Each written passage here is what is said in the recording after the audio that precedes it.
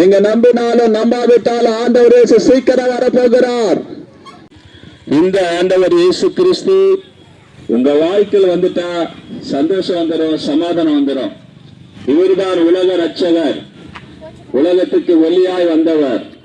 எந்த மனுஷனையும் பிரகாசிப்பிக்கிற மெய்யான ஒளி ஆண்டவராய் இயேசு கிறிஸ்து ஒருவரே. ஆகினால் இந்த இயேசு கிறிஸ்து நம்முடைய வாழ்க்கையில வெளிச்சமா இருக்கிறார்.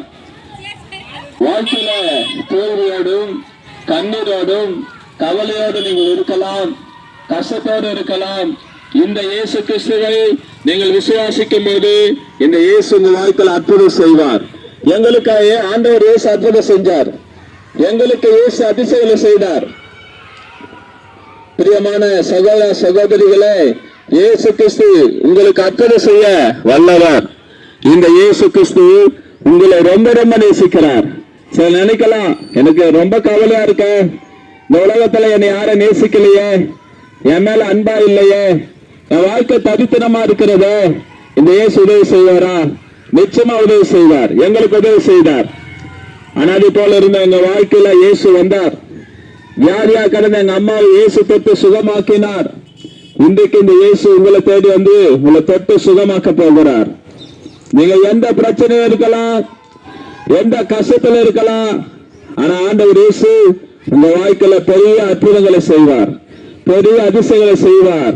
கண்ணீரோடு இருக்கலாம், கவலையோடு இருக்கலாம், உள்ளத்தில் அநேக பிரச்சனைகள் வைத்து நீங்க சிரித்துக் கொண்டு இருக்கலாம். எந்த கஷ்டமானாலும் இன்றைக்கு இயேசு கிறிஸ்து, எந்த கஷ்டமானாலும் இந்த ஆண்டவர் இயேசு கிறிஸ்து விடுதலை தரப்போகிறார். என் அன்பு சகோதர சகோதரியே, இந்த ஆண்டவர் இயேசு கிறிஸ்து இன்றைக்கு உங்களை தேடி வருகிறார். கர்த்தர் மேலும் பாரத்தை வைத்துவிடு, அவர் உன்னை ஆதரிப்பார். அவர் உங்களை விசாரிக்கிறவரா இருக்கிறபடியால் உங்க கவலை எல்லாம் வைத்து விடுங்கள். ஆண்டவர் இயேசு சீக்கிரமா வரப்போகிறார்.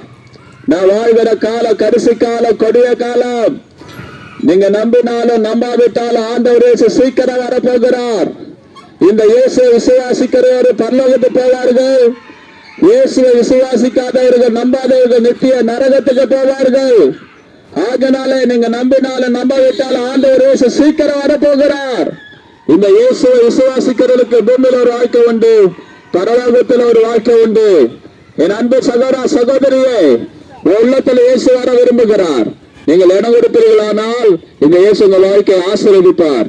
ஒரு பாவி மனம் பெறும்போது பரலோகத்தில் மிகுந்த சந்தோஷம். இயேசு உங்க வாழ்க்கை வந்துட்டா நிலையான சந்தோஷம், நிலையான சமாதானம் இருக்கும், நிலையான ஆசீர்வாதம் இருக்கும். இந்த இயேசு கிறிஸ்து இடத்துல வாங்க, இந்த இயேசு கிறிஸ்து இடத்துல வாங்க. அவர்களை ரட்சிப்பு கொடுப்பார், விடுதலை கொடுப்பார். நீங்க ஏந்த பண்ண சந்தோஷத்தையும் சமாதானத்தை கொடுப்பார். ஆண்டவர் இயேசுகளை ரொம்ப நேசிக்கிறார். ஆண்டவர் வருகை சீக்கிரமா இருக்கிறது. எங்க பார்த்தாலும் பாவம், எங்க பார்த்தாலும் சாபம், எங்க பார்த்தாலும் அழிவுகள் தான் பெருகி கொண்டிருக்கிறது.